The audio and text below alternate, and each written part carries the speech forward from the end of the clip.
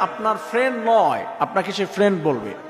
আপনার রিলেটিভ, অনেক দূরের রিলেটিভ, সে আপনাকে বলবে যে আমার অমুক অমুক লাগে, আমার কাছের একবারে, আমার এই ভাই ওই ভাই।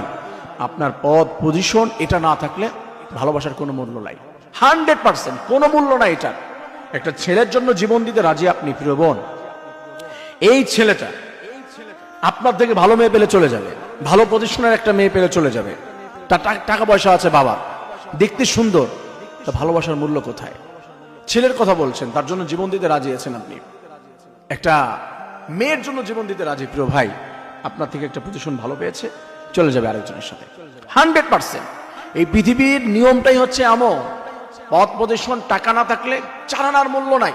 আমি মায়ের কথা বলেছি, আমি বাবার কথা বলেছি, আমি ভাই বোনের কথা বলেছি। সেইখানেই যদি আপনি মূল্য না পান, টাকা ছাড়া কোথায় মূল্য পাবেন? কোনো জায়গায় মূল্য হবে না। এজন্য আপনি যেখানে যান, নিজের পদ পজিশন টাকা পয়সা এগুলো রাখতে হবে। আমি বলছি না যে এটার পিছনেই দৌড়াতে হবে, আমি সেটা বলছি না। তবে নিজেকে আরো ডেভেলপ করতে হবে, নিজেকে আরো প্রতিষ্ঠিত করতে হবে। নিজেকে যদি এভাবে ভালো মতো গড়া যায়, তাহলে এই পৃথিবীর সবকিছু, ভালোবাসা আপনার পিছনে বস্তা ভরে দৌড়াবে, ভালোবাসা আপনার পিছনে রকেটের স্পিডে দৌড়াবে। ভালোবাসার অভাব নাই। টাকা ছড়িয়েছেন আপনি, ভালোবাসার অভাব নাই। আর টাকা যদি ছিটাতে না পারেন, ভালোবাসা কিছুই নাই। আমি ব্যাখ্যার দিকে যাচ্ছি না। এই পৃথিবীতে ভালোবাসা টাকা দিয়ে কেনা যায়, এই পৃথিবীতে মেয়ে কেনা যায় টাকা দিয়ে, এই পৃথিবীতে টাকা দিয়ে সুখ কেনা যায়। মানসিক প্রশান্তির কথা বলছি না, তবে টাকা দিয়ে অনেক কিছুই কেনা যায়, প্রিয় ভাই ও বন্ধুরা। এজন্য আপনি বলেছি যে ভালোবাসা বলতে এই পৃথিবীতে কিচ্ছুই নাই, আছে শুধু পদ পজিশন। প্রত্যেকটি ভাই বোনকে আমি বলবো, নিজের পজিশনকে আরো ডেভেলপ করতে হবে, আরো সুন্দর করতে হবে। তাহলে আপনি দেখবেন যে আপনার পিছনে সবই আছে।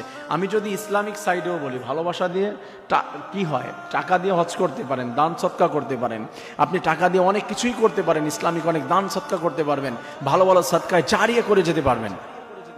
শুধু এটার পিছনে দৌড়াতে হবে তা নয়। আমি বলছি এটা থাকবে, ভালোবাসা, ভালো লাগা এবং হচ্ছে মন ভালো থাকতে হবে, কিন্তু মৌলিকভাবে আমাদের নিজের পজিশনকে আরো চেঞ্জ করতে হবে। কারণ আল্লাহ তাআলা কি বলছেন?